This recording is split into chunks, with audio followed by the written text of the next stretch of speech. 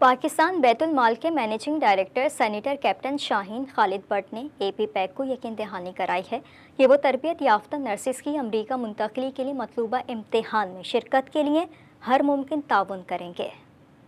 American Pakistani public affairs committee کے chairman doctor اعجاز احمد کی long آئی land میں رہائش گاہ پر پاکستان بیت المال کے managing director senator captain Shaheen Khalid but کے ساتھ ایک اہم نشست کا اہتمام ہوا، جس میں امریکی سیاست میں پاکستانیوں کی شمولیت اور امریکہ میں نرسز کی کمی سے پاکستانی کیسے فائدہ اٹھا سکتے ہیں، اس اہم موضوع سمیت مختلف امور پر تبادلہ خیال کیا گیا۔ چیئرمین اے پی پیک ڈاکٹر اعجاز احمد نے توجہ دلاتے ہوئے کہا کہ پاکستان میں نرسز کی تربیت کے لیے بہت سے ادارے تیار ہیں، اصل مسئلہ امتحان میں شرکت کے لیے فیس کی ادائیگی کا ہے۔ اگر بیت المال اس میں معاونت کرے تو پاکستانی نرسز کے لیے امریکہ آنا آسان ہو جائے گا۔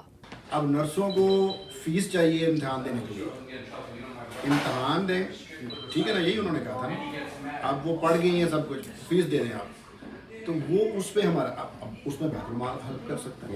ایک نرس جو ہے نا، وہ اگر آپ 100,000 یا 90,000 سیلری ہے، اس کا باقی پیکج ڈال کے 150,000 پر ایئر بن جاتا ہے۔ ملاقات میں اے پی پیک کے مرکزی صدر doctor Parvez Iqbal, New York chapter کے صدر طارق خان، بورڈ ممبر اسد چودھری سمیت دیگر ممبران بھی شریک تھے۔ ڈاکٹر پرویز اقبال کا کہنا تھا کہ ہمارے بہت سے پارٹنرز نرسز کے تمام اخراجات برداشت کرنے کو تیار ہیں، لیکن ہم چاہتے ہیں کہ حکومتی ادارے بھی اپنا حصہ ڈالیں تو زیادہ بہتر نتائج برآمد ہوں گے۔ بیت المال سے ماشاءاللہ آپ نے حامی بڑھی ہے، دیٹس گریٹ تھنگ، آپ بھی کریں۔ ادھر سے ہمارے پاس اور بھی پارٹیز ہیں who are willing to pay for that کیا کہتے ہیں NCLEX ایگزام، اور اس کے بعد ان کو یہاں تک لانے تک they can take care of all the expenses۔ سب کو بتانا چاہتا ہوں کہ we should all be on the same page and this، آپ سے جو ہیلپ مل سکتی ہے مل جائے، دوسروں سے جو مل سکتی ہے مل جائے۔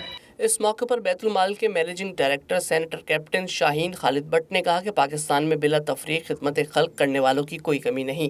بیت المال تعلیم، صحت سمیت یتیموں کی کفالت اور کئی دیگر شعبوں میں آگے بڑھ کر کام کر رہا ہے۔ امریکہ میں پاکستانی نرسز کی ملازمت کے لیے بھی ہر ممکن تعاون کریں گے۔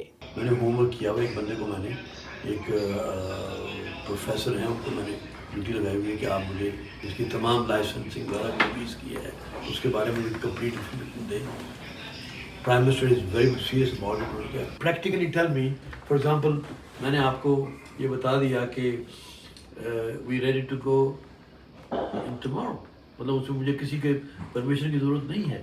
قبل ازیں new York chapter Tariq Khan اور بورڈ ممبر اسد چودھری نے اے پی پیک کے قیام کے اغراض و مقاصد اور امریکی سیاست میں پاکستانیوں کی شمولیت کے فروغ کی کاوشوں پر روشنی ڈالی۔ Our purpose was not to get involved in political circle. We just was trying to influence people. In this country, if you want the attention, either you put money in their pocket or they take money out their pocket.